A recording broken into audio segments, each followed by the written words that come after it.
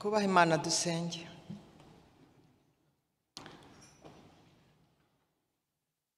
Ahaguruka.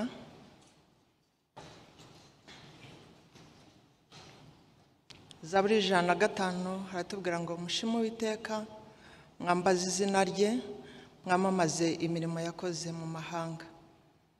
Nanone Mana Data wa twese uri mu ijuru, mu izina rya Yesu Kristo tuje imbere y'ubwiza bwawe, tugaruwe no kugushima no kuguhimbaza kubera imirimo myiza wagiye udukorera mu myaka yose yatambutse. Izina ryawe niryubahwe. Buri mwaka uko utangiye tuza imbere yawe tukwereka, tugira ngo utuyoboremo kuko twishingikirije ku mbaraga zawe Data mwiza. Izina ryawe rihabwe icyubahiro. Tugushimiye ko wabanye natwe mu mwaka ushize wa 2023, wabanye n'abanyarwanda, wabanye n'abayobozi, wabanye mwami natwe twese.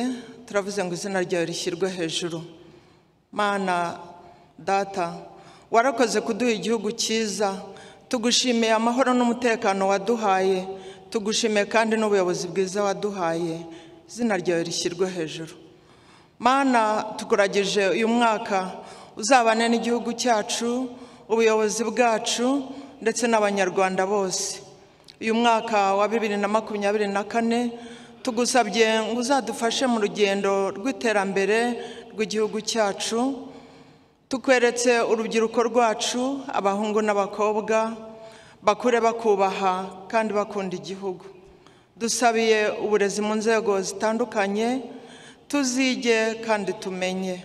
Uzaduhe ubuzima bwiza, uduhe gukora cyane, twiteze imbere kandi tukubaha.